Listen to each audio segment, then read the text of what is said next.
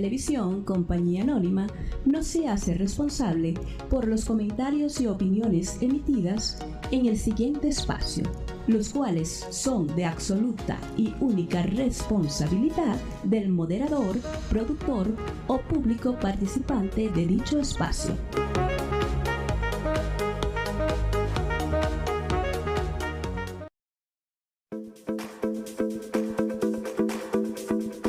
Programa de opinión con elementos de lenguaje, salud, sexo y violencia tipo B, que puede ser presenciado por niños, niñas y adolescentes bajo la supervisión de madres, padres o responsables.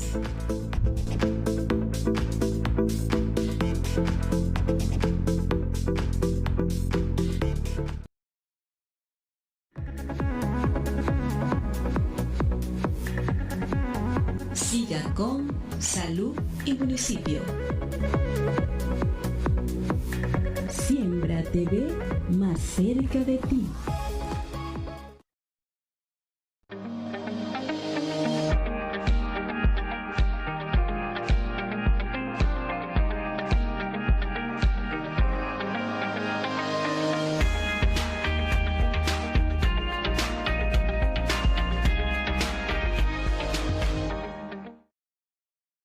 Buenas noches, estimados amigos, estimadas amigas.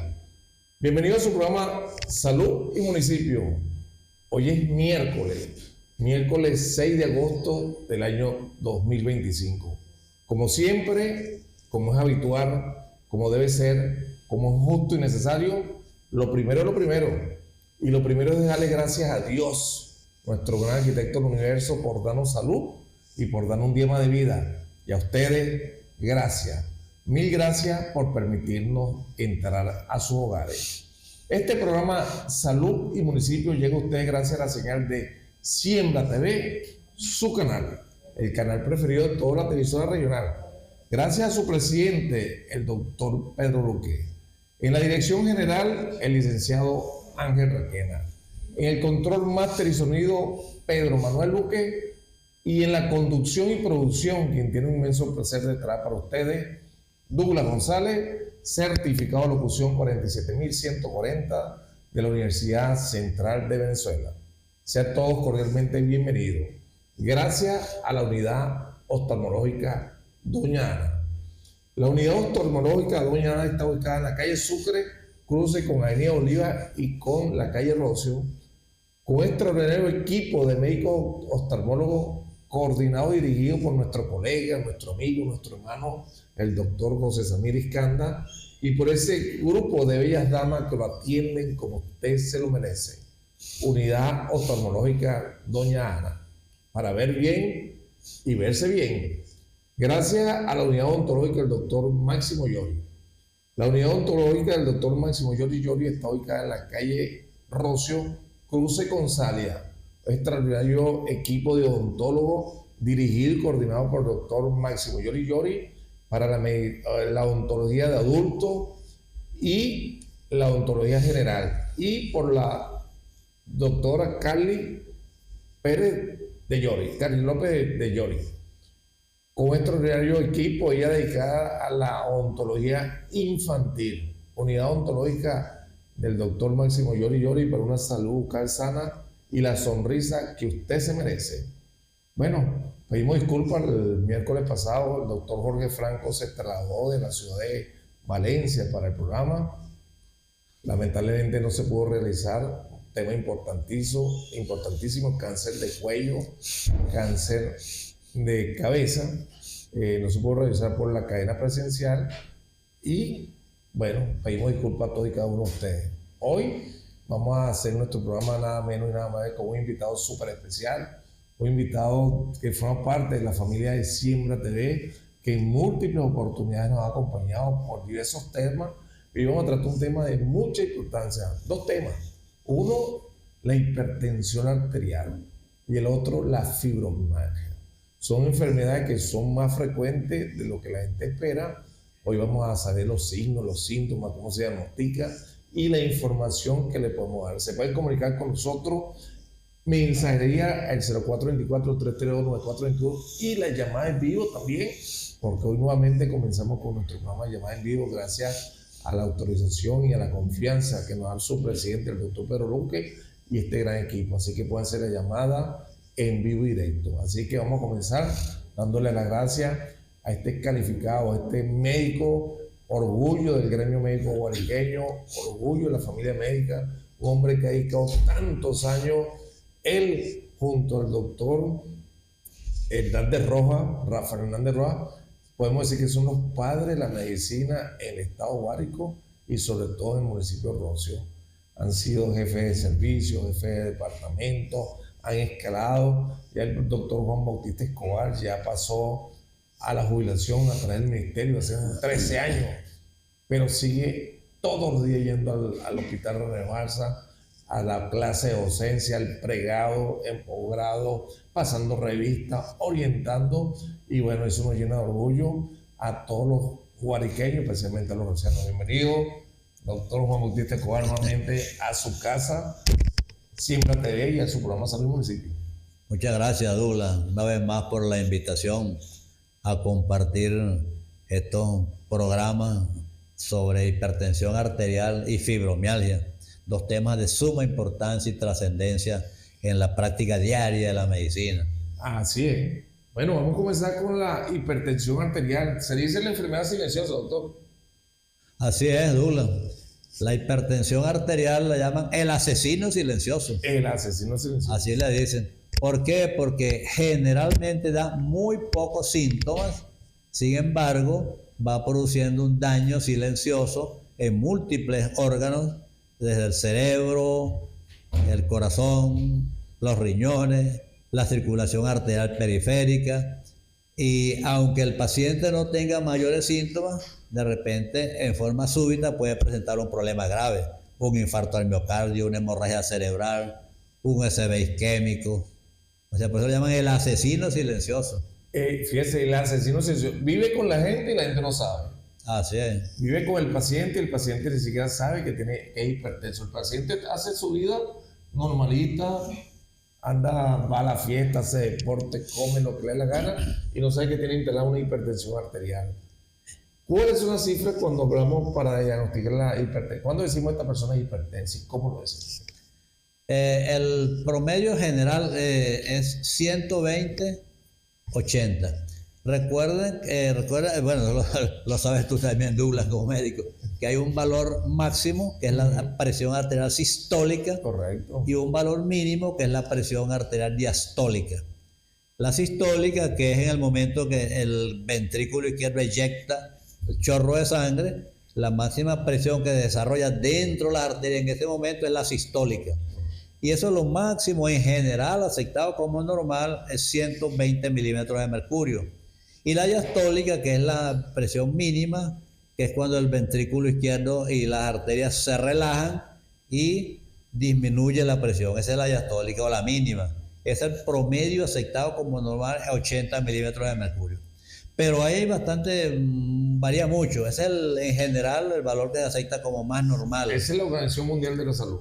Ajá. Y muchas sociedades científicas a nivel mundial, la Sociedad Venezolana de Cardiología y Medicina Interna, el Colegio Americano inclusive de Cardiología, la Sociedad Española de Medicina Interna y de Cardiología, lo aceptan como normal. Pero puede variar de una sociedad a otra, pero más o menos ese es el valor de referencia. La edad juega un papel importante en la hipertensión arterial. También la edad en la cual un paciente de 70 años entra en ese parámetro. Indudablemente que la edad, a medida que uno va envejeciendo, la presión arterial en el cerebro va aumentando progresivamente. Y de hecho, la presión arterial en los niños es muchísimo menor que en los adultos. Obviamente yo como internista manejo la presión arterial de los adultos, que es 120/80, pero un niño, dependiendo de la edad, es mucho menor. Y a medida que uno envejece, progresivamente la tensión arterial tiende a subir. O sea que una persona que a los 20 años su presión arterial normal son 120 milímetros de mercurio, la máxima, y 80 la mínima, cuando tenga 60, 70 años puede ser un poco más. 135, 130, 82, 84, 85, tiende a ir subiendo. Hay una serie de factores que hacen que la tensión vaya subiendo progresivamente, casi fisiológicamente. La obesidad. La obesidad hace que la presión suba, el consumo de sal, el estrés, la angustia, la ansiedad, el sedentarismo, el tabaquismo. Son el alcohol también, son factores de riesgo que tienden a ir aumentando progresivamente la tensión. Desde el punto de vista epidemiológico, doctor, ¿qué podemos decir? ¿Es más frecuente en los hombres? ¿Es más frecuente en las mujeres? ¿En la raza? ¿Qué podemos hablar? Bueno, en general, es sumamente importante enfatizar lo siguiente. La presión arterial es tan frecuente que se estima que de la población general, incluyendo hasta los niños y los adultos y los viejitos, el 30% de las personas tienen presión arterial elevada, ¿verdad? En general. Es tan frecuente en hombres como en mujeres. Es prácticamente, no hay mucha diferencia. Aunque en algunos grupos poblacionales, algunas razas predominan más en las mujeres que en los hombres. Y desde el punto de vista fisiológico y fisiopatológico, puede variar en la raza. Y incluso el tratamiento cambia de acuerdo a la raza también. Esos son factores importantes. La raza, el sexo, la edad, la obesidad, el sedentarismo, el consumo de sal, una serie de factores que son importantes cuando uno evalúa a un paciente con hipertensión arterial. Importantísimo el sedentarismo, el consumo de sal, el alcohol. Por eso hay que siempre diagnosticarse. Doctor, esos factores hablan de la alimentación. La alimentación también influye en la hipertensión arterial. ¿Qué podemos hablar de la alimentación, los exámenes laboratorios? ¿Hacia dónde tenemos que ir? Indudablemente que la alimentación es un factor importantísimo en el control y en la evolución, incluso en el desarrollo de muchas enfermedades. Correcto. Y la hipertensión no es la excepción. Las personas que tienen un consumo rico en proteínas de origen animal, grasa, sobre todo consumo de sal, alcohol, el exceso inclusive de comida, eso tiende a ir aumentando progresivamente la tensión. O sea, factores de riesgo que tienden a influir en que la tensión vaya aumentando progresivamente. Son factores, datos muy, muy importantes. El problema, un problema importante de la tensión, y por eso es que toda persona periódicamente, después de cierta edad, debería hacerse una evaluación de su presión arterial. Porque el problema es ese, que las personas no saben que son hipertensas, no se sienten nada, nunca ni siquiera se miden la tensión, uno debería medirse la tensión periódicamente a ver cómo está su tensión. Y de hecho, por eso es que las sociedades científicas, inclusive muchas compañías, inclusive comerciales, farmatodos, las farmacias, te miden la presión arterial en la farmacia. Es correcto. Como un servicio a la comunidad. Y muchas personas se dan cuenta que son hipertensas porque fueron a la farmacia a comprar un medicamento y aprovechan a medirse la presión. La tienes alta, tienes que ir al médico. Es correcto. Fue un hallazgo así. Es muy difícil porque eso se llama el asesino silencioso. Pero ¿cuáles síntomas o signos pueden hacer que el paciente acuda al médico, al ambulatorio más cercano?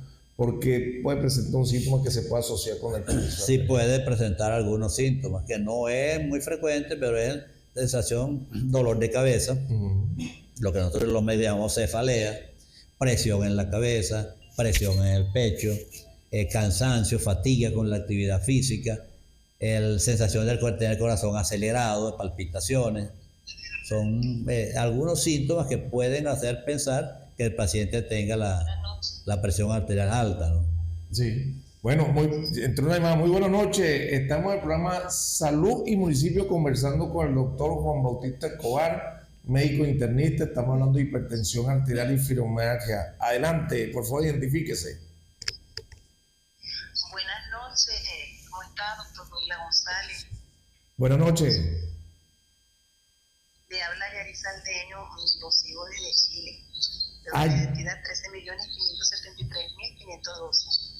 a Yarí Saldeño, la profesora Yarí Saldeño, está llamando de Chile. ¿De qué parte de Chile, Yarí? Rancagua. De Rancagua, Yarí. ¿Cómo están tus muchachos? ¿Cómo están tus hijos? ¿Cómo está tu bella madre, nuestra compañera de trabajo del Seguro Social, la señora Josefina? ¿Cómo están todos por allá? Chévere, doctor, gracias a Dios, bien interesante su programa. Saludos al doctor. Qué bueno. ¿Cómo está la señora Josefina, que fue nuestra compañera en el Seguro Social? ¿Está contigo? No está en casa, estoy llamando un momentito del trabajo. El doctor Escobar de mi saludo, fue médico de mi papá, Simón Saldeño, no sé si él se acuerda. Simón Saldeño, claro, de espíritu. Sí. Yo lo traté toda la vida, Simón. Mira, ¿Está oyendo al doctor? médico de mi papá. Sí. Se le quiere mucho, doctor, saludos, una eminencia. Igualmente, se te recuerda con cariño. Sí. Doctor, yo quiero hacerle una pregunta. Adelante. Yo recientemente me diagnosticaron con presión hipertensa. Y estuve tomando los sartán y mi presión era 140, 89. Me cambiaron un mesartán y no veo mucho el cambio y la diferencia. ¿Qué tiempo tengo que esperar yo para que haga efecto la medicina? Bueno, por lo que estoy viendo allí, no te varió mucho cuando te cambiaron el medicamento. Es que cambiaron el medicamento por otro de la misma clase. Allí en esos casos, esperar 6 días, una semana máximo. Si en una semana eso no se ha estabilizado, hay que reevaluarte. O se aumenta la dosis de ese medicamento, o se cambia el medicamento, o se asocia a otro medicamento. Lo mejor y más conveniente es asociar otro medicamento. Dependiendo de la edad del paciente, del sexo, de la raza, uno escoge el medicamento que vaya a asociar. Si es un paciente que tiene ya cierta edad, por encima de 50 años, entonces una de las cosas que yo recomiendo con bastante frecuencia es asociar un calcio antagonista, tipo anlolipina, lercanidipina, nifedipina, y hacer un control de tensión arterial seriado durante 6 días. Y en base a ese control, entonces se va ajustando el tratamiento. Porque el problema es que una sola toma de presión arterial no hace diagnóstico. La tensión es algo que fluctúa, eso lo voy a hablar más adelante, que fluctúa mucho con los estados emocionales. Y una sola toma de tensión aislada realmente no dice mucho, ¿no? Qué bueno. Y otra cosa, Yarí, tienes que cambiar los hábitos, bajar el consumo de sal, el caminar, hacer el ejercicio. Yo sé que tú no fumas, nunca en tu vida has ingieres muy licor o el alcohol social que andan por ahí conociéndote, ¿no? Pero por lo menos bajar la sal, mejorar los hábitos alimenticios y el ejercicio. Camina en Rancagua para que sigan viendo tu belleza. Bueno, muchas gracias, doctor, muy amable. Siempre a la orden. Dando la oportunidad de darnos esas informaciones que son bien importantes. Gracias. Bueno, gracias a ti, Yarí, gracias por ese contacto internacional. Oigan, desde Chile, de Rancagua, la profesora Yarí Saldeño en San Luis Municipio. Muchas gracias, Yarí, por tu participación. Saludos para tu bella madre, la señora Josefina, y a tus 2 chamos allá, Simón Gabriel y Emily. Bendiciones. Bueno, de un contacto. Esto es lo bueno y la magia de la tecnología. Desde Rancagua en vivo y directo. Excelente. Fíjate, ella no está hablando de una paciente relativamente menor de 50 años. Le mandaron los sartán. No ha esperado los resultados inmediatos. También no nos dijo cuántos días tiene tomándolo. Pero ya con la observación que usted le dijo, y ese es lo moderno que se está utilizando, asociar otro medicamento. Sí. Ya la tensión arterial, la mayoría de los internistas y los cardiólogos no lo controlan con solo medicamento. Ya en los últimos congresos, por cierto, usted que siempre está actualizado, la foto del flyer de usted dando una conferencia en el Congreso de Medicina Interna, se establece que ya se asocian 2 medicamentos mínimo 2 medicamentos para control de tensión arterial. ¿Verdad? La hipertensión arterial, hay una hipertensión arterial también que me hicieron una pregunta hoy, la señora en el embarazo, doctor. Fue una amiga a la consulta y preguntó, doctor, en mi embarazo me sube la tensión. ¿Qué le podemos decir? Bueno, ahí el concepto clave es lo siguiente: la hipertensión arterial del embarazo, inherente al embarazo, asociada a la enfermedad de preeclampsia, es una cosa, y el paciente que tiene hipertensión arterial persistente y se embaraza es otra cosa. Importante eso, doctor. Sí. La paciente con preeclampsia, con hipertensión arterial del embarazo, eso es sumamente frecuente y muy importante, y es muy importante controlar esos valores para evitar que vaya a haber daño justamente fetal y de la madre por la presión arterial y todas las complicaciones que pueden venir en una toxemia del embarazo, ¿no?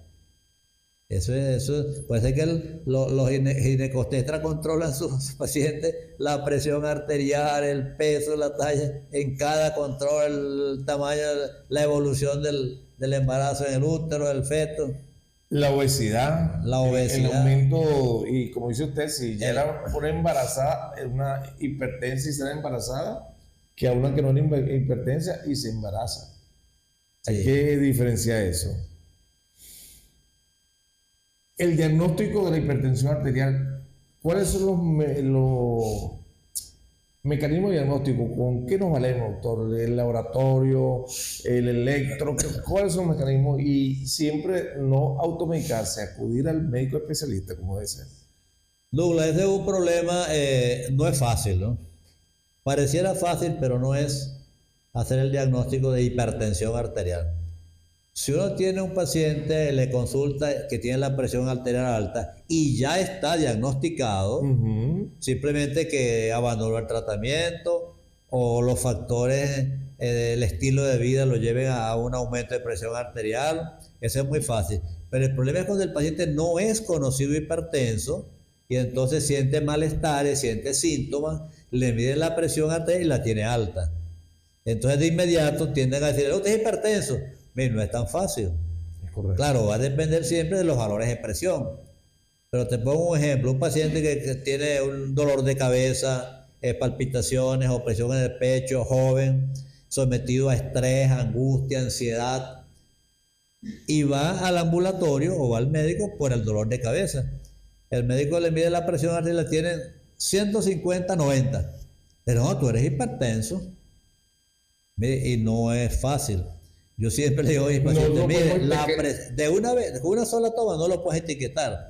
Yo le digo a mis pacientes, la presión arterial no es algo rígido así, máxima y mínima. No. Esa presión arterial fluctúa con muchísimas cosas. Si el paciente se asusta, la tensión sube. Un dolor te puede subir la tensión. El paciente come algo caliente, le sube la tensión. El paciente agarra una rabia, le sube la tensión. Y cuando obviamente se duerme, que se relaja, pero la tensión tiende a bajar. O sea que la tensión fluctúa muchísimo. Lo habitual, lo que hacemos es que esos pacientes, lo hago yo en mi práctica diaria, les mando a hacer un control de presión arterial en su casa para que no tenga que pagar un mapa. Se mide la presión arterial en la mañana, acabándose de levantar en la cama, que esté relajado, tranquilo. No después de una rabia. Una rabia. O le has echado una palamentación, haber consumido alcohol. Entonces se la mide también en la noche, cuando esté relajado, que ya vaya a dormir, por lo menos unos 6 días.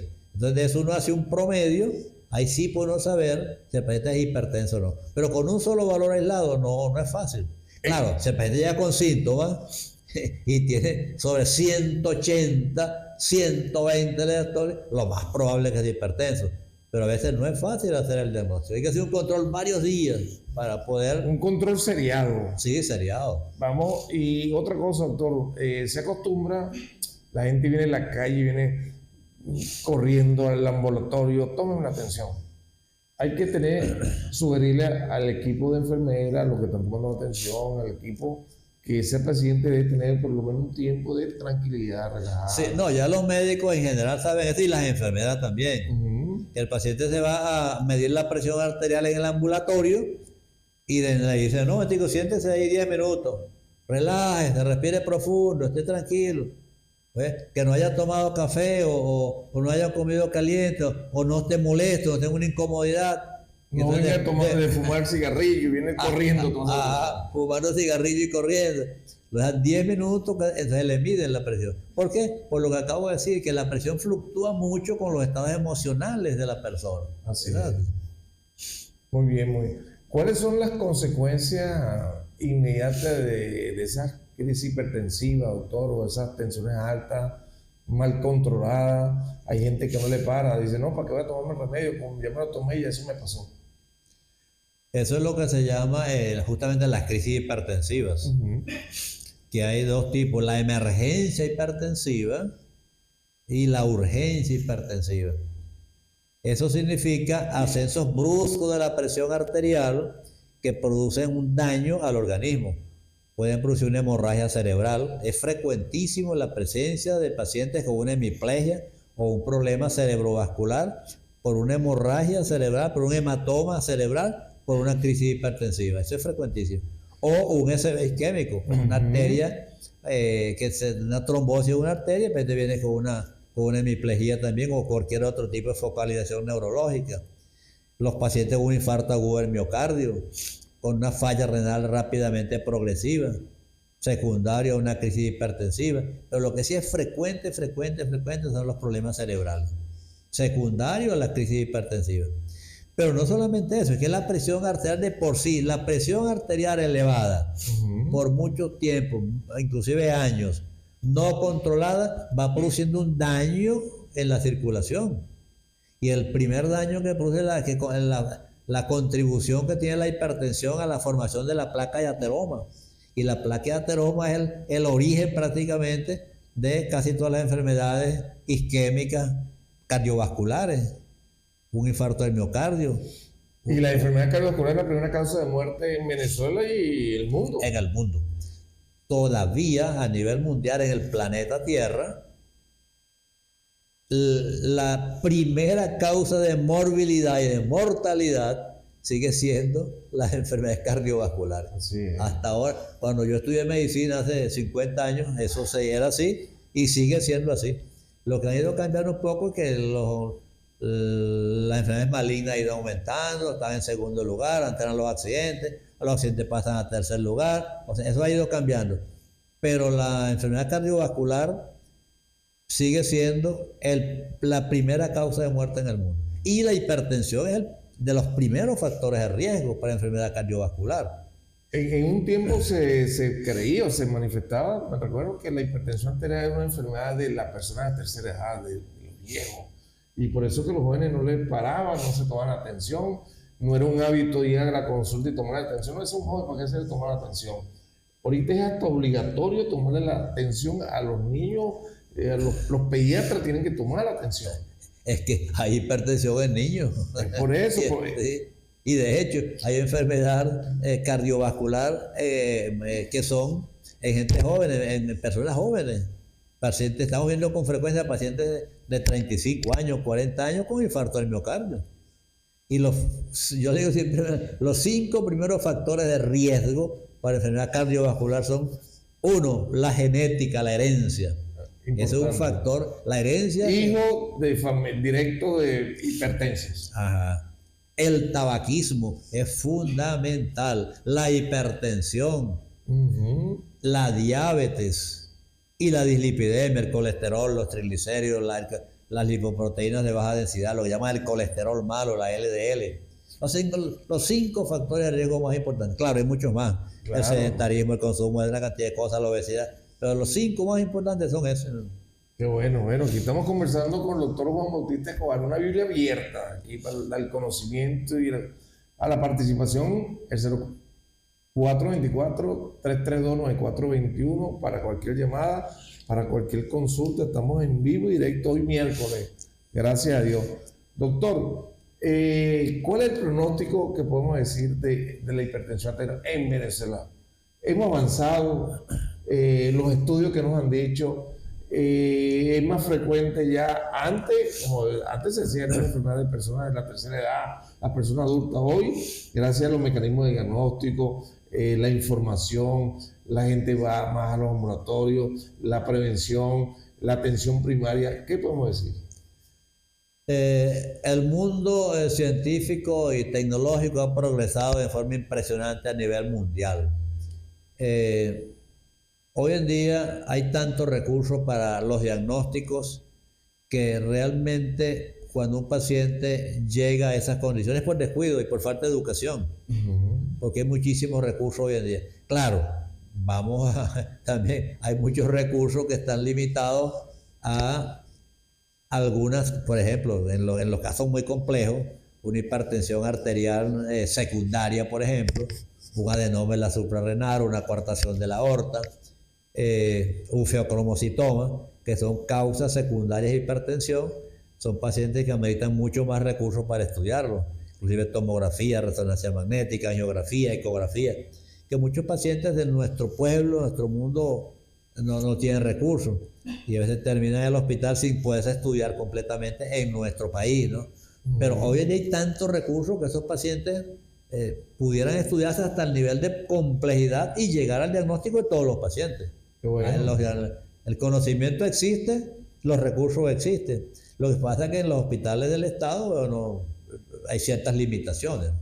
A veces no tenemos ni siquiera cómo hacer un electro. Bueno, si tenemos el electro, no tenemos el papel. Sí, tenemos el electrocardiólogo que no tiene papel. El laboratorio, a veces el laboratorio no tenemos para hacer ni siquiera una hematología completa, que es lo mínimo. Pero eso es importantísimo. Bueno, lo importante es que tenemos la formación. Afortunadamente, tenemos acá en nuestro municipio Rocio, en el estado Guárico, en la capital, tenemos nuestro principal centro asistencial, el Hospital Ramírez Barça, donde hay un extraordinario equipo de médicos internistas, bueno, el doctor Juan Bautista Escobar, el doctor Guillermo Sala, la doctora Sandra Ramírez, el doctor Cardoso, bueno, hay una gran cantidad de internistas que muchos se han ido, lamentablemente buscando nuevos rumbos, pero estamos prácticamente blindados con ese gran equipo, y el doctor Escobar es profesor universitario, desplegado y posgrado, jubilado del ministerio y todos los días va al hospital. Por aquí están preguntando, doctor, ¿dónde pasa consulta en el privado? En la policlínica en San Juan. En la policlínica San Juan, el horario, doctor. De lunes a viernes. Lunes a viernes, 11 de la mañana, 3 de la tarde. 11 de la mañana, 3 de la tarde. En el anexo. En el anexo. Si hay una emergencia, lo pueden ubicar. Si una persona me puede llamar a la hora que sea y estoy disponible yo. Digo, vamos al consultorio, voy y lo veo. ¿No? Lo certifico. A la hora que sea. Lo certifico porque es así. Lo ha hecho con familiares, con amigos. Queremos notificados, mándenmelo para allá para la clínica, que llenó, son las 6, voy y lo veo y después resolvemos. Es verdad, lo certifico y eso es importantísimo porque nos sentimos bien cuando estamos en manos de gente bien preparada, de conocimiento, de formación. Y yo siempre lo he dicho, en nuestro municipio de Rocio, gracias a Dios, tenemos un recurso humano importantísimo en casi todas las especialidades. Lo importante es contactarlos, llevarlos y entenderlos, pues. Doctor, en las actualizaciones, las revistas médicas, tenemos nuestra casa de estudios, la Universidad Rómulo Gallego, que hacen vida en el hospital y usted es profesor de pregrado y posgrado. Digamos, ¿cómo va eso? ¿Qué seguridad estamos dando a nuestra gente? Indudablemente que estudiar hoy en día, yo le digo a mis alumnos, estudiar hoy en día es muy fácil. El que no estudia hoy en día es por flojo. Cuando yo estudié medicina, inclusive el programa de medicina interna, que ya yo tengo más de 40 años de internista, uno tenía que andar con un montón de revistas y libros. Yo ahora en medicina experimental en la Universidad Central de Venezuela, sacando artículos de revistas todos los días. Hoy en día es tan fácil que él conoce, con ese teléfono, usted tiene el mundo en sus manos. Le digo, escribe Google ahí y busca lo que usted quiere. Usted tiene un chorizo de información. Lo que hay que estudiar. Y ahora con la inteligencia artificial. Bueno, mucho más recursos para actualizarse. Antes costaba mucho, hoy en día no. Me recuerdo, claro, y esos libros grandotes y el costo, profesor, dígame los estudiantes de medicina como usted que salió de ese pueblo, de su pueblo, doctor, después de Vallarapascua estudiando, se fue para la Universidad de Carabobo y después, bueno, hacer la especialidad. Y había que comprar libros y revistas. Yo estaba suscrito a 7 revistas de medicina interna, por supuesto extranjeras, al New England Journal of Medicine, Annals of Medicine, al Medicine, cantidad de revistas para no mantenerse al día. Actualizándose. Hoy, bueno, gracias a estas herramientas estamos actualizados con Meteno. Sí. Y doctor, y esos pacientes, hay unos pacientes de pacientes, son esos pacientes que ante la consulta ya se han metido en el celular y averiguan lo que usted, doctor, lo que usted mandó la dosis no con buena, y las complicaciones de medicamento no son estas, y lo llaman para... Bueno, es que eso es una realidad, Douglas. Los pacientes hoy en día discuten contigo de la enfermedad que tienen. Y el medicamento que usted me da, mire, ese me da un efecto secundario, doctor. Ahí me pasó la semana pasada, un paciente de barbacoa y me dice, doctor, yo vengo a la consulta, pues yo creo que tengo enfermedad de Behçet. Debe ser una enfermedad autoinmune rara, ¿no? Pero voy a decir eso. No, porque yo me puse a buscar en internet lo que yo tengo, que tengo unas úlceras genitales, me molesta una conjuntivitis, y eso dice que es enfermedad de Behçet. Y es verdad, el paciente tenía una enfermedad de Behçet. El paciente me ha diagnosticado. Ya una enfermedad súper rara. Ya venía con el diagnóstico de enfermedad rara. Bueno, no, y así es la consulta. Y eso nos obliga a seguir preparándolo porque nos toca. Sí, señor. Tiene uno que está muy, muy bien preparado. Porque los pacientes, la población y los te llevan a eso, ¿no? Eso, sobre todo, yo he oído mucho con los medicamentos. Cuando usted le manda el medicamento, a las 2 horas lo llaman, doctor, el medicamento que me dio presenta este efecto secundario. Entonces me dice, bueno, pero eso sí se toma, entonces uno empieza, eso se toma a gran escala, te lo estamos mandando por tiempo, eso es, bueno, porque eso es un nefrotóxico. Son gastrolesivos. Hay que tomarse el tiempo necesario para explicarle al paciente todos esos detalles. Bueno, por eso yo invito... Uno de los problemas fundamentales que uno tiene en el mundo moderno del ejercicio de la medicina es la falta de tiempo para cada paciente. Es correcto. Uno paciente tiene, además de interrogarlo con detalle, examinarlo, tiene que explicarle paso por paso todo lo que el paciente pueda tener de acuerdo a sus síntomas, los efectos de los medicamentos, el efecto secundario que pueda tener, y decirle cualquier cosa. Si usted me llama a mí, pues voy a presentar esto. O sea, que dedicarle tiempo. Y es lo que muchas veces no tenemos a veces. Hacen la consulta en el hospital, le venden 15 pacientes y tiene que verlos en 2 horas. Oye, es difícil. Es difícil, es verdad. Y todo hay que dar el tiempo suficiente. Y todos se quieren ver con el doctor Escobar. Bueno, tenemos una gran información de Chile, por cierto, aprovechando la llamada que se nos hicieron de Chile. En Chile, la ministra de Chile reconoció que la salud en Chile aumentó una década gracias a los médicos venezolanos, y afortunadamente la mayoría de los pacientes chilenos quieren verse con los médicos venezolanos. La relación médico-paciente juega un papel importante, y ahí los venezolanos son los campeones. El médico venezolano es muy empático. No sé si es la personalidad del venezolano como tal, y más la del médico, esa empatía que se relaciona también con los pacientes. Enseguida establece una relación de confianza. En otros países es diferente. Yo soy el médico, estoy aquí, y usted el paciente está allá. Se relaciona, una relación muy distante, muy seca. El venezolano no es así, el venezolano es más afectuoso, más cariñoso, se pega muy rápido con el paciente. ¿Por qué viniste? ¿Para qué viniste? Vamos a hacerte la historia. Primero en la historia indaga ya la parte de la vida. Y después empieza y come y llámame. Y toma mi número. Te despide dándote la mano.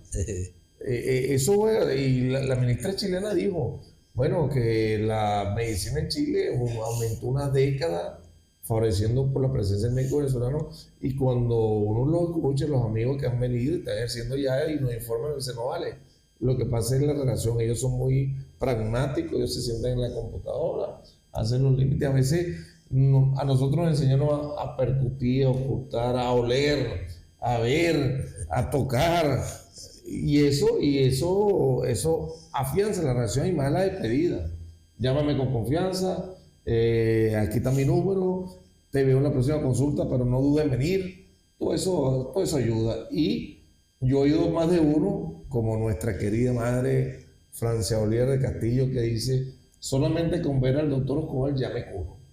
¿Qué habla de eso, doctor? Eso pasa. Sí. Yo no recibo esa información. Solamente con ver al doctor Escobar y tocarme, ya me curo.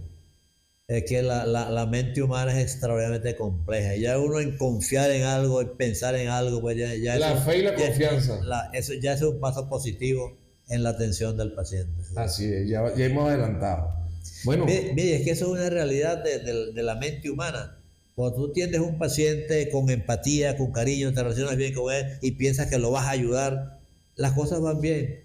En cambio, si piensas, oye, parece que es fastidioso, si echa broma, el carato me moleste, las cosas no van bien. Así es. La mente, la energía mental es sumamente importante en la relación humana.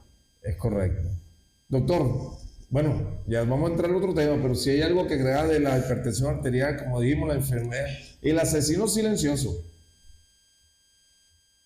Prevención, vamos a alimentarnos bien, evitar el cigarrillo, evitar el consumo excesivo de sal, vamos a hacer el ejercicio. La recomendación, no vayan a las Olimpiadas, vayan y caminen media hora. Es importante el ejercicio, no es que, no la subida, no agarren la subida de San José del Mirador. Caminen los planos, caminen con su pareja, caminen en familia, busquen el horario de caminar. No se vayan a las 12, a las 1, a las 2 de la tarde a caminar, busquen horario tempranito o en la tarde. La vitamina D, vamos a aprovechar esas cosas. Evitar el cigarrillo, el alcohol, el estrés, alimentarnos bien, fruta, vamos a bajar los carbohidratos, vamos a alimentarnos bien para ayudar al médico al diagnóstico y curarnos, para definitivamente no ser presa de esta terrible enfermedad, como se le dice.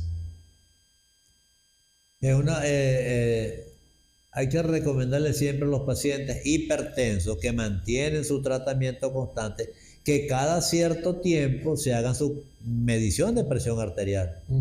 No, yo fui al doctor hace 3 años y me puse un tratamiento y lo estoy tomando todavía, y en 3 años nunca se me dio más nunca la atención. Oye, uno va cambiando en el tiempo y ahora hasta dejan el tratamiento. No, yo me sentía bien, lo dejé, yo pensé que estaba bien. Oye, son errores que no deben cometer los pacientes. Eso le pasó a un hermano mío, de verdad, de mamá y papá.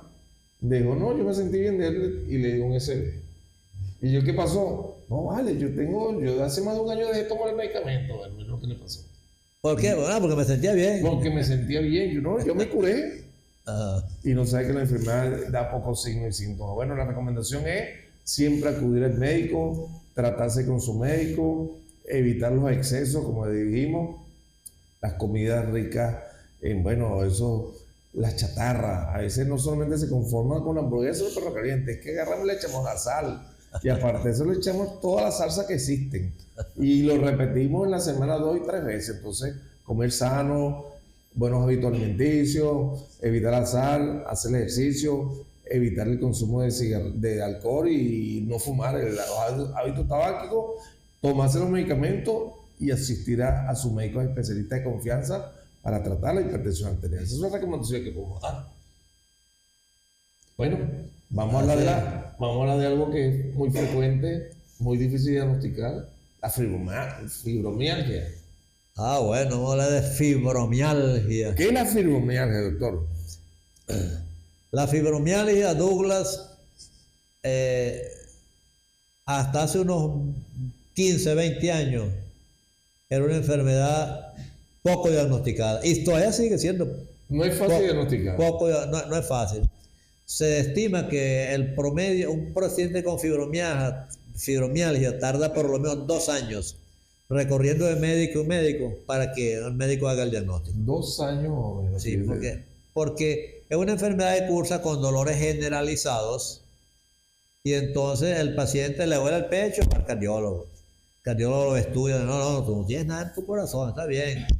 Entonces, como un paciente le duele la rodilla, entonces va al traumatólogo, lo evalúa, no tiene nada, eso no tiene nada que ver con traumatología. Y así, hasta que, cae en manos de un médico que tenga experiencia en la enfermedad y le hace el diagnóstico. Pero eso no es fácil. Aproximadamente se tardan 2 años un paciente en diagnosticar la fibromialgia para hacer el diagnóstico. Claro, salvo que de una vez vaya al médico que tenga experiencia. Porque esta es una enfermedad que la manejan los reumatólogos, porque es una enfermedad musculoesquelética. Los dolores son musculoesqueléticos, pero el origen no es musculoesquelético, el origen es del sistema nervioso. Caer en el campo del neurólogo. Puede ser que la maneje el internista que tiene una visión integral del ser humano, pero la puede manejar el reumatólogo, el internista, el neurólogo, el fisiatra, porque también el fisiatra entra en parte de la terapéutica, en la fibromialgia, y inclusive el psiquiatra. Pues ya vamos a hablar El componente de psicológico. los componentes de la fibromialgia. Entonces, en conclusión, la fibromialgia es una enfermedad crónica con dolores generalizados por encima del ombligo y por debajo, del lado derecho y del lado izquierdo, anterior y posterior. O sea que le duele todo al paciente. Cuando un paciente dice, doctor, yo digo porque me duele todo, Piensa en eso. hay que pensar que tengo una fibromialgia, ¿no? No es solamente un dolor de cabeza o dolor en el pecho, sino dolores generalizados, ¿no? Y esos dolores tienen que tener por lo menos más de 3 meses de evolución. 3 meses, más o menos 3 meses de evolución. Ajá, para que entre en el criterio de fibromialgia. Desde Y el punto de vista biológico, ¿qué podemos decir de la fibromialgia, doctor? no se sabe exactamente la causa todavía. Más frecuente en el Yo femenino, masculino. soy un convencido. Ajá. Su experiencia, Mi experiencia y el 50 años metido en el mundo de la medicina, que todas las enfermedades, todas, tienen un componente genético, todas. Por ahora, menos los accidentes, por ahora, ¿no? Me extraña que dentro de unos años hasta los accidentes tienen una predisposición genética, ¿no? Hijo de Héctor Senna, entonces somos hijos de Héctor Senna, somos hijos de Fittipaldi, bueno, por ahí los tenemos. Y con el deporte ese que ahora el de las motopiruetas de deporte. Y yo pienso que la causa es netamente de origen psiquiátrico, ¿verdad? Neuropsiquiátrico, porque ya se sabe que estos pacientes con frecuencia tienen trastornos de ansiedad, estrés, angustia, depresión, insomnio, ¿ok? Y es bastante conocido que son pacientes que no tienen un sueño reparador. A veces el paciente le dice, no, doctor, yo duermo perfecto toda la noche, pero cuando se paran en la mañana, que se levantan de la cama, entonces están cansados, agotados, o sea, no es reparador. No alcanzan la fase profunda, la fase 4 del sueño. Esos son factores que predisponen a la fibromialgia. Y hoy día se sabe que hay trastornos en la regulación y en la modulación de las vías central del dolor, de tipo corticoespinal, del tálamo a la médula espinal. Hay trastornos. Eso lo que hace es que hay una disminución del nivel del dolor, de la sensibilidad al dolor. El umbral del dolor está muy disminuido. O sea que un paciente normalmente no tiene que apretarlo fuerte para que tenga dolor. Estos pacientes apenas uno los toca, tienen dolor. Hay una hipersensibilidad al dolor. Tienen una hipersensibilidad al dolor, tienen una disminución del umbral al dolor. Es correcto. Pero así una causa única así, hasta ahora no se ha demostrado. Pero sí, indudablemente que hay un componente neuropsiquiátrico.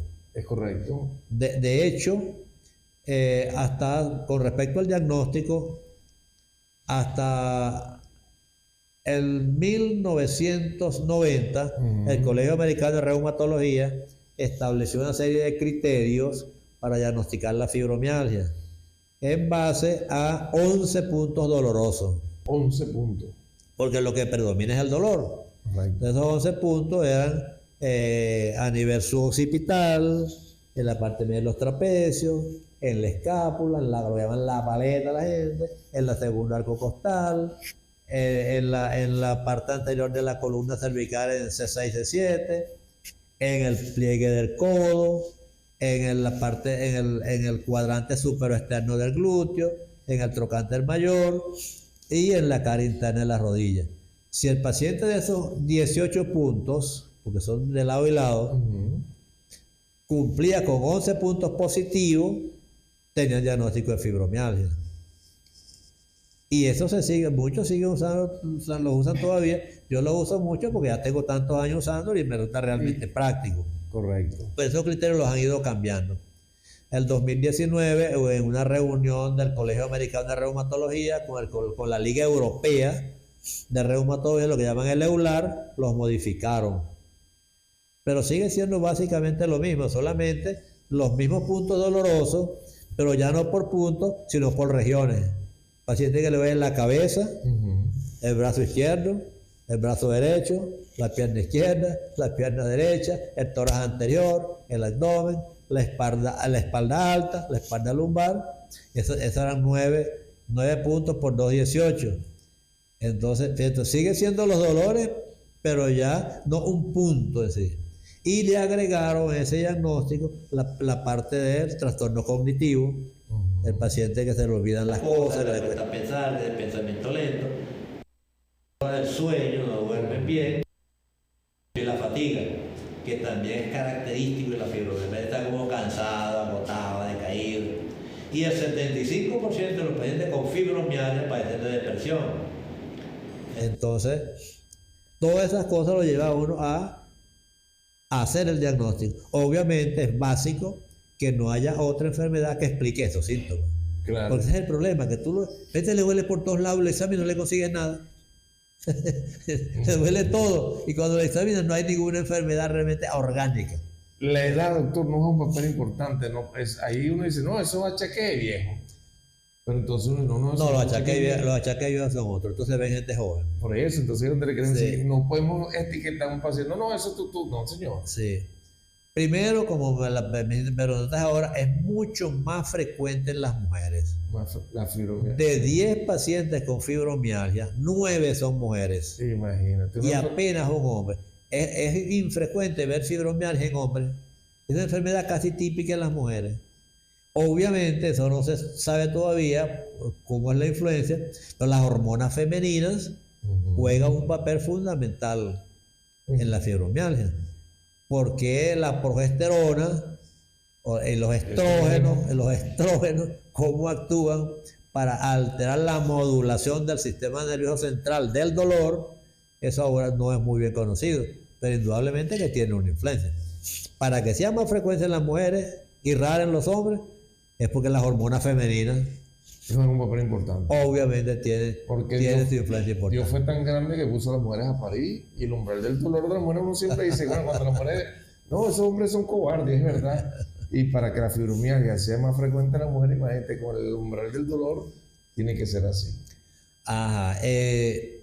La fibromialgia en los hombres es mucho más rara. Pero con respecto a la edad, la pregunta que me hacían, a cualquier edad se puede fibromialgia. Pero en los niños es rara. Generalmente en mujeres entre 20 y 45 o 50 años, es más frecuente. Se pueden ver en personas de edad avanzada, pero no es lo más frecuente. Las dolencias de viejo, como dices tú de viejo, Los achaques. los achaques de viejo, Sí, los achaques así de como viejo dice aquello. se refieren a la osteoartrosis, el dolor miofacial por estrés, angustia, porque hay otra cosa que es el dolor miofacial, que es muy frecuente en los pacientes que están sometidos a estrés, angustia, ansiedad, insomnio, que son esos dolores musculoesqueléticos, musculares, ¿verdad? Correcto. que no tienen una causa estructural. Pues es otra cosa, la fibromialgia es una enfermedad dolorosa y no hay inflamación. Así. No hay inflamación, no es una enfermedad inflamatoria. Es una enfermedad netamente de la modulación del dolor. Para el diagnóstico, ¿de qué herramientas nos valemos para diagnosticar la fibromialgia? Aparte de la clínica, sabemos que la clínica juega un papel esencial, la historia del paciente. Pero, ¿con qué herramientas jugamos? Es un diagnóstico eminentemente clínico. Perfecto. Le haces una biopsia al paciente y no va a conseguir nada. Niveles de ácido úrico. Nada, es completamente normal. El ecograma que se usa mucho en las enfermedades reumáticas es normal. Qué bueno, fíjate, Entonces, bueno. es conocer la enfermedad, Por eso es que examinar bien el paciente. Hay que estar en buenas manos. Hay que estar en buenas manos. Hay que estar en manos de gente que piense en fibromialgia. Mujer con dolor, molestia en ciertas partes del cuerpo, trastorno del sueño, con la ansiedad. Bueno, hay que pensar en fibromialgia, porque los mecanismos, fíjate, rayos X no funciona, el eco no funciona, tomografía no funciona, resonancia no funciona, laboratorio no nos ayuda. Entonces hay que pensar en clínica, y para eso hay que preguntar y hay que preguntar. Los exámenes cuando se hacen, que sí se hacen muchos exámenes, es para descartar otras enfermedades. Porque el diagnóstico, un paciente con esas dolencias, por donde quiera, puede tener otra enfermedad, una artritis reumatoidea, un lupus, una osteoartrosis, otra cosa, ¿no? Estamos en el programa Salud y Municipio. Buenas noches. Hola, Douglas, ¿cómo estás? Cristi, hija, ¿cómo estás tú? Bien, ¿y tú? Estamos en vivo y directo en el programa Salud y Municipio con el doctor Juan Bautista Escobar, médico internista. Estamos hablando de la fibromialgia y estamos hablando de la hipertensión arterial. Saludos, hija. Qué bueno, madre, les mando saludos a todos por allá, pero te iba a pedir un favor. Dime, estamos en vivo y directo. Ay, espérame. Estamos. Mañana operan a la mamá. Dile, tú puedes ir un momentico a la clínica mañana, allá en San Juan, con el médico que tú recomendaste. ¿Cómo no? ¿Cómo no? Está llamada de Chile también, doctor. Oye, manifestándose los venezolanos en Chile. Llamándote de Chile, Sí, San Juan de los Morros. ¿en qué parte de Santiago? En Santiago de Chile estoy. Con mucho gusto. Ahorita termina el programa, me comunico contigo para mañana acompañar a, claro que sí, si nosotros recomendamos y mañana estamos pendientes. Claro que sí, hija. Ok, gracias Douglas. Saludos para allá a todos. Chao, buenas noches. Gracias. Bueno, llamando, recomendamos, fíjate lo bonito, recomendamos al familiar de ellos, mañana lo operan, bueno, estamos pendientes, para eso estamos. Sí, señor. Santiago de Chile. Sirviéndole a la humanidad. En eso andamos, fíjate lo bonito de eso. Bueno, nos llamaron de ayer. Entonces, fíjese, los mecanismos de ayuda, como decimos, los auxiliares de diagnóstico no existen prácticamente en la fibromialgia. Nos permiten diagnosticar otras enfermedades, diagnóstico diferencial. Es correcto. Ahí entra entonces, ¿con qué? Con la fibromialgia, ¿con cuáles enfermedades tenemos que hacer diagnóstico diferencial? Con todas las enfermedades que ocurren con dolores generalizados. Artritis reumatoidea, osteoartrosis, fiebre reumática, lupus. Entonces, pero que esas enfermedades tienen su cuadro clínico característico y sus exámenes de laboratorio que les permiten confirmar el diagnóstico. Es correcto. Si todo sale normal, es fibromialgia. Vaya para fibromialgia. Sí. Vaya pensando. Sí. Es decir, es una enfermedad que, fíjate, no es fácil de diagnosticar, como digo, pero nosotros los clínicos tenemos que estar montados en eso. El examen, el interrogatorio, juega un papel fundamental. La historia clínica, el buen interrogatorio, está en buenas manos. Hay que pensar. Sí, en realidad uno de los problemas del mundo moderno de la medicina es que se ha ido sustituyendo el sentarse con el paciente, hablar con el paciente, hacerle la historia, tocarlo, examinarlo, revisarlo. Toda esa parte clínica, la semiología, se ha ido sustituyendo por la parafernalia tecnológica en la medicina. Correcto. Hay pacientes que, bueno, primero le hacen un montonón de exámenes sin ni siquiera hablar, interrogar y examinar bien el paciente. Eso es debido a la tecnología, eso se ve en los países desarrollados. Pero eso no debe ser así. Es de que hablar con él, interrogarlo, examinarlo. Obviamente para eso hay que saber un poquito de medicina. Claro. Pues si uno no sabe el cuadro clínico de las enfermedades, ¿qué vas a hacer con interrogarlo y preguntarle si no sabe? Estás perdido interpretar lo que el paciente te va a decir. Sí.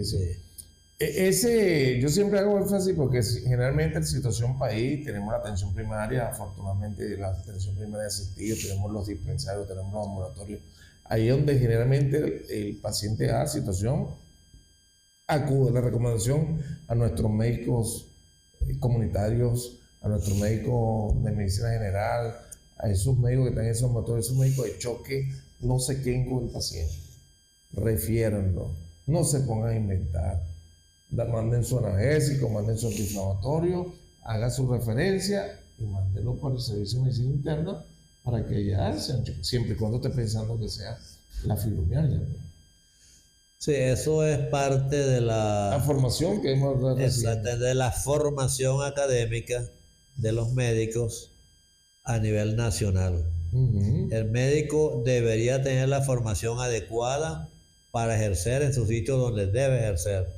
Un médico que va a laborar en un ambulatorio debe tener la formación suficiente para poder orientar a todos los pacientes que le consulten. Inclusive debería tener un internista de apoyo allí, o por lo menos un médico de familia que con bastante experiencia que ayude a resolver los casos. Y yo le digo a mis alumnos, es fundamental, cuando usted no sabe, pregunte. Si no encuentra qué hacer con un paciente porque no sabe qué tiene, refiéralo. Primo no nóceres. Primero, no hacer daño. Pues si uno se pone a actuar sin saber lo que está haciendo, lo que hace es hacerle daño al paciente. Y el gasto económico. Y el gasto económico, por supuesto, ¿no? Aquí tuvimos el programa, por cierto, con el doctor Germán Hernández. Él sufrió leptospirosis.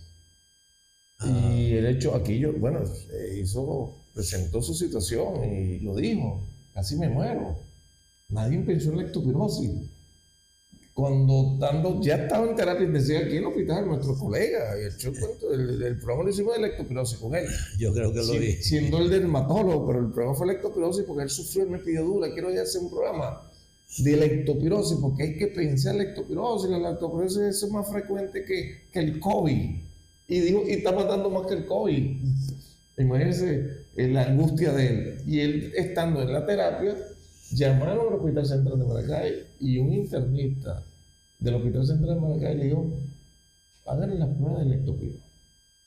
Y fíjate, le hicieron la prueba de lectopirosis, le mandaron sus penicilinas y van echando el cuento, como dice, porque no se piensa en eso. Y él mismo dice: estamos fallando mientras no estemos pensando en eso. Porque había muchas enfermedades, Douglas, que prácticamente habían desaparecido. Y ahora son emergentes, dada la situación país, la situación. Ok, la lectospirosis es una. Es la tuberculosis. Cuando yo estudié medicina, hace unos 50 años, no era frecuente ver tuberculosis. Y ahorita la vemos por todos lados tuberculosis. En el hospital, no. Antes era, fíjate, en los centros penitenciarios que uno llega: mira, hay TBC allá, entonces no, la TBC está por allá, no, en los hospitales. Sí, se consiguen ya prácticamente en cualquier sitio las conseguimos. La lectospirosis era otra, que yo vine a ver lectospirosis aquí en este hospital. Hace unos 15 años, veía un caso, ahorita lo vi casi de rutina, frecuentísimo. Ya tenemos que pensar en eso, Eso es importante. Saludos al doctor Germán Hernández, ha sido también seguidor del programa Salud y Municipio. Doctor, la fibromialgia. Entonces, podemos decir que es una enfermedad que no descarta edad ni raza. Lo único es que es más frecuente en la mujer que... Pero aquí estamos haciendo una llamada. Vamos a ver. Muy buenas noches, estamos en... Buenas noches. Buenas noches, ¿cómo está usted, doctor? ¿Quién nos habla? El programa que están hablando sobre María Sandoval, ya el doctor me conoce, soy la esposa de Simón Saldeño. Ajá. De acá de Chile, bueno, le mando un abrazo, y que está muy interesante, doctor, eso de que están hablando sobre la presión arterial, ya que como lo decía el doctor, eso es hereditario, a la cual mis hijas, por lo menos Yari, sufre de eso, y Rosita también. Qué bueno, Josefina. Sí, me le da un saludo al doctor. El doctor Juan Bautista Escobar, médico del señor Simón, su esposo. Saldeño de espíritu. Sí, saldeño de espíritu. Le mando un saludo desde acá, desde Chile. Qué bueno, qué bonito. Qué bueno. Saludos a toda la familia, se les recuerda. Sí. Muchas gracias, Josefina. Bueno, bendiciones, gracias por ese contacto. Bendiciones. Nuestra compañera del Seguro Social. Okay. Sí, bueno, la recordamos con mucho cariño. Igual. Bueno, gracias. Mucho que sigan más informaciones sobre la hipertensión. Qué bueno. Saludos, bendiciones. Qué bueno. Ya vamos de fuera que de aquí. Sí, para que están en sintonía, pendiente por el flyer que pusimos en las redes, y la gente se comunica en vivo y directo a través de la situación. Doctor, bueno, ya se nos acerca ya la hora. Dijimos entonces que con la fibromialgia debemos hacer diagnóstico comparativo. El tratamiento de la fibromialgia, doctor Juan Morado. Bueno, el tratamiento de esta enfermedad debe ser multidisciplinario. Importantísimo. Eso significa que hay un equipo de médicos que pueden intervenir allí para mejorar el paciente. Y debo aclarar de entrada que es una enfermedad que se cura. Se cura. En mi experiencia se cura. Muchos libros, eso no se cura. No, sí se cura. Cuando uno logra corregir todos los factores etiopatogénicos en la vida del paciente, más el tratamiento farmacológico y la fisioterapia, los cura. Tratamiento de primera línea están los antidepresivos, los tricíclicos o los inhibidores de recaptación de serotonina. Esos son de primera línea, porque frecuentemente el paciente tiene depresión, pero aunque no tenga depresión, hay que usar los antidepresivos porque uno de los problemas que hay en la fibromialgia es el trastorno del metabolismo de la serotonina en el cerebro. Entonces se corrige con los antidepresivos inhibidores la recaptación de serotonina.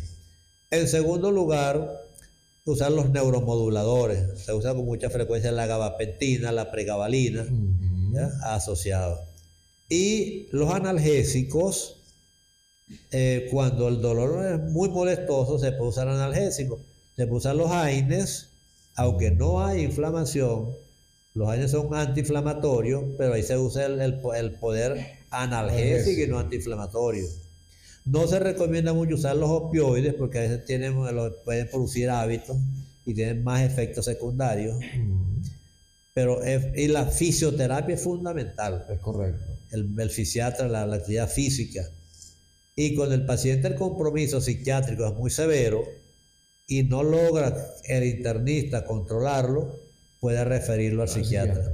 Pero cualquier médico internista debería estar capacitado para manejar los problemas psiquiátricos de la fibromialgia, que son la depresión, la ansiedad, el insomnio.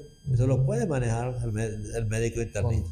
Claro, en un momento dado uno puede recurrir a la ayuda del psiquiatra. Como del fisiatra también, para la parte... Claro, el fisiatra es sumamente importante, la de fisiatría, para la rehabilitación. Correcto. Es muy importante. Estos pacientes, el tratamiento es a largo plazo. Hay que decirle al paciente, no es que ya mañana va a estar bien. Es un tratamiento que es a largo plazo, va mejorando progresivamente en el tiempo, ¿ok? Y uno va ajustando el tratamiento de acuerdo a cómo vaya evolucionando el paciente. Puede llevar varios meses, 6 meses, 8 meses, 1 año, a veces hasta años. Después que el paciente mejora, uno va reduciendo los medicamentos hasta dejarlo con la mínima cantidad o eliminarlos completamente. Pero son pacientes que tienen mejoría, tienen. Buen pronóstico entonces. Sí, tienen buen pronóstico. Es que nadie se muere de fibromialgia. Es correcto. Entonces, y se cura, que lo importante es que se cura, que no va a seguir padeciendo. Siempre bien tratado, en buenas manos, se va a curar. Sí. Así es. Bueno, qué bueno. Bueno, doctor, hemos llegado, son ya 8:25, nos dijeron que estamos en el horario. Conversando con el doctor Juan Bautista Escobar, como siempre abierto, le encanta la pedagogía, le encanta la enseñanza, que ha abierto una nueva invitación permanentemente nuestro invitado. Cada vez que lo llamamos y lo molestamos, por decir molestia, doctor Escobar, necesitamos un programa, escoge el tema, Dula, de qué queremos hablar. Le encanta la docencia, preocupado por sus alumnos de pregrado, preocupado por sus alumnos de posgrado, pero más preocupado por sus pacientes. De verdad que lo certificamos. Doctor, sus palabras a nuestro público que ya estamos en el horario. Bueno, Douglas, en primer lugar, darte las gracias a ti por la invitación a compartir con la comunidad mis pequeños conocimientos de estos temas, ¿no? mi experiencia que tengo, ¿no? Y bueno, ponerme a la orden de... Yo digo, soy un humilde servidor de la humanidad. Así de considero yo. Qué bueno, qué bonito, bueno. Sí. Y eso es lo bonito y cuando tenemos los médicos cuando siempre ponen por delante del paciente. Me pongo a la orden para ayudar a todo el que me requiera. Lo certificamos. Ahorita conversando con el presidente de la televisora, el doctor, Pedro Luque, le dijimos, no, me voy a hacer los exámenes para irme a ver con el doctor, porque está en buenas manos por lo que está planteando. Bueno, doctor Juan Bautista Escobar, como siempre, mi cariño, mi respeto, mi admiración, honor y orgullo del gremio médico guariqueño y del gremio médico venezolano. El doctor Juan Bautista Escobar, padre, junto al Rafael Hernández Rojas, los padres de la medicina interna en el estado guárico y especialmente en el municipio de Rocio. ¿Quién no ha pasado por la mano del doctor Escobar? ¿Qué estudiante de medicina o qué colegas no han pasado por la mano del doctor Escobar? Todos pasamos.